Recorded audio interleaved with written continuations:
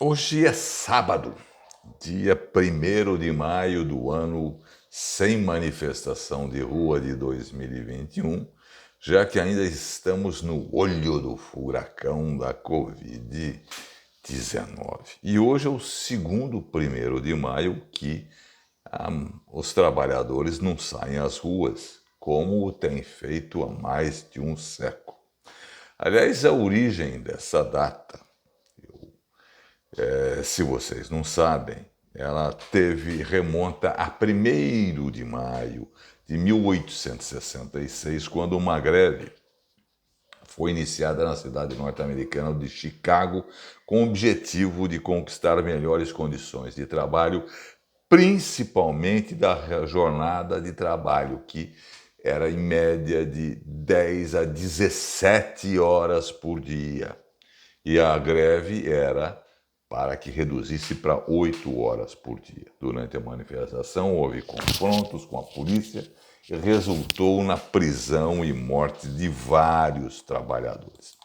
Esse acontecimento serviria de inspiração para muitas outras manifestações que se seguiram, e essas lutas operárias não foram em vão, elas já começaram a pipocar no mundo inteiro, porque a exploração da mão de obra de adultos e crianças, principalmente, era um absurdo. As crianças chegavam para trabalhar 12 horas, crianças de 5, 6 anos, 12 horas numa fábrica. Mas essas lutas nunca foram em vão, porque, afinal, os trabalhadores conquistaram em todo o mundo o direito a códigos, a leis do trabalho, que estão hoje nas constituições, principalmente a hora de 40 horas semanais, em alguns países 30 horas semanais. Esses direitos sociais, operários, foram conquistados com muito suor e sangue, né? E muita luta. E é esses direitos que os governos neoliberais, principalmente aqui, querem acabar. Aliás, já acabaram com vários deles, né? E como hoje é 1º de maio, desculpe que caiu o microfone, eu escolhi os versos do poeta e jornalista anarquista Afonso Schmidt, que nasceu em Cubatão, em 29 de junho de 1890 e faleceu em Sampa em 3 de abril de 1964, com 74 anos, 3 dias depois do golpe militar de 64. Afonso Schmidt foi um homem que buscou seu caminho no mundo, desafiando todas as dificuldades, e foi um verdadeiro aventureiro mundo afora. Na juventude, no final do século XIX e a primeira década do século XX, ele chegou a embarcar 3 vezes em navios para a Europa, onde ele foi trabalhar, trabalhou em Portugal, trabalhou em Paris, trabalhou na Itália. Ele fez um périplo sempre trabalhando, né? Encontrando muitas dificuldades, e no fim acabou voltando com o início da Primeira Guerra Mundial e se estabelecendo em São Paulo, né? Ele chegou a entrar na faculdade de Direito, mas não a cursou, e começou a trabalhar em jornais. Ele foi diretor de redação de 2 periódicos importantes do movimento anarquista brasileiro, que foi a Plebe e a Lanterna, né? Ao lado de figuras lendárias do movimento anarquista, como Edgar Lönnrot e Orestes Ristori. Ele ocupou também, trabalhou em jornais como a Folha de São Paulo e no Estadão, que é onde ele trabalhou a vida inteira, até no final da vida dele, ele trabalhava no Estadão. No Rio de Janeiro ele também trabalhou e fundou o jornal A Voz do Povo, que foi o porta-voz da imprensa da Federação Operária.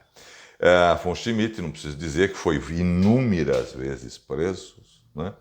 E ganhou destaque também pelas diversas campanhas que realizou contra o fascismo e contra o clericalismo, com panfletos, livros, peças de teatrais, artigos e tal. Afonso Schmidt tem uma obra vastíssima, poética e literária, que somam mais de 40 livros. Ele também tem crônicas históricas e dizem os críticos que ele foi um dos pioneiros da ficção científica aqui em terras de Pindorama.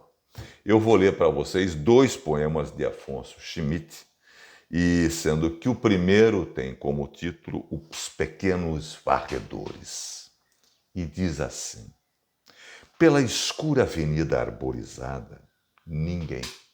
Lá para cima, escuta-se o rumor que se aproxima. Nuvens rolando pelo chão, mais nada. Depois, enche-se a noite de pavores.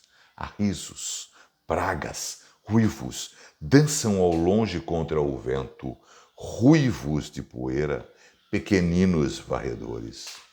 De ombros estreitos e faces cavas, lutam com seus destinos nas horas em que todos os meninos dormem e sonham com princesas flavas.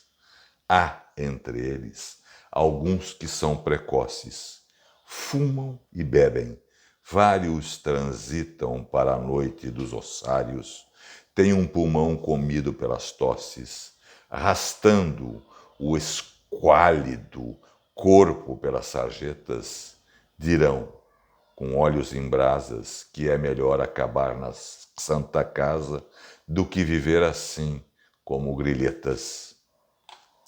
E lá se vão, a nuvem se adelgaça, um senhor na alameda sem luz toma do lenço, que é de seda, tapa o nariz, inclina a fronte e passa.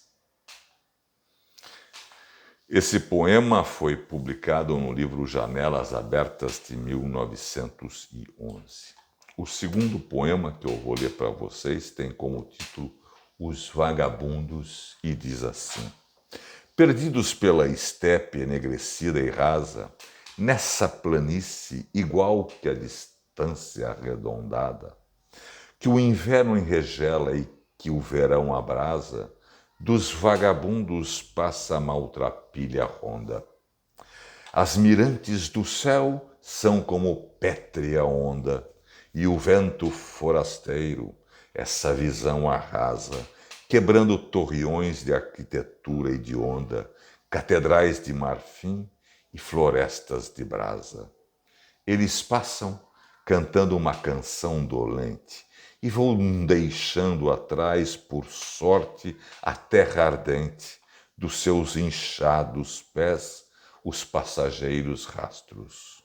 E quando a noite desce aos desertos medonhos, deitam-se sobre a terra e sonham lindos sonhos, na solidão da estepe e na mudez dos astros. Só a poesia nos salvará. Até amanhã. Um beijo a todos e todas. Até.